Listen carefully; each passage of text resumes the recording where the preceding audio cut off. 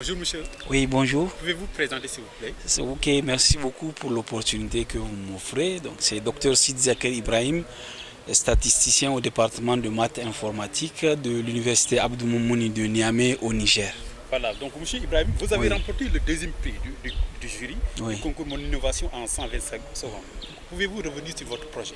OK, donc merci beaucoup. Donc, s'agissant en fait de mon innovation pédagogique proposée dans le cadre de la compétition Mon Innovation en 120 secondes, donc elle est intitulée Intégration des applications Google dans la co-création des ressources éducatives et l'évaluation des compétences des étudiants.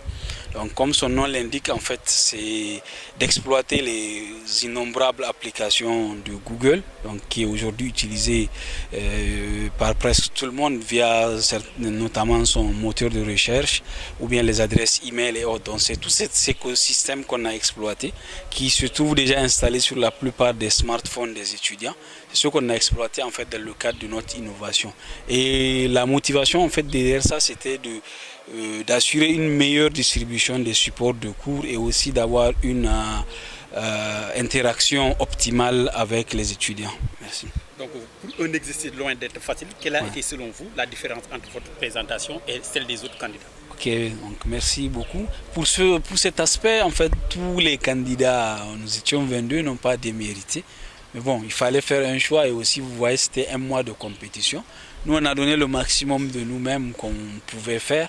Donc, et aussi, le jury a certainement estimé qu'il y avait certains aspects qu'on avait parce que, par exemple, les applications Google, vous voyez, dans la plupart des cas, les gens sont plus orientés vers les plateformes Moodle et autres qui, des fois, ne sont pas forcément faciles à déployer quand vous n'avez pas d'autonomie, par exemple, pour ce qui est de l'énergie et l'électricité. Si elle n'est pas permanente, des fois, ça peut poser un problème.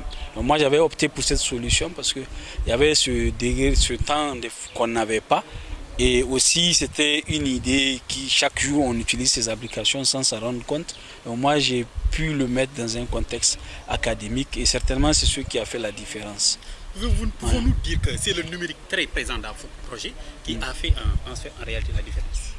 Oui, très certainement, hein, parce que vous avez vu le fait que l'étudiant soit au cœur, en fait, si vous voulez, du projet, a fait que certainement c'était un atout et aussi un point très positif qui a été pris en compte. Parce que comme vous avez pu le voir dans la vidéo, pratiquement c'est une co-création de ressources, c'est-à-dire l'étudiant n'est pas là juste pour recevoir, mais en fait il y a une interaction, il est aussi un acteur.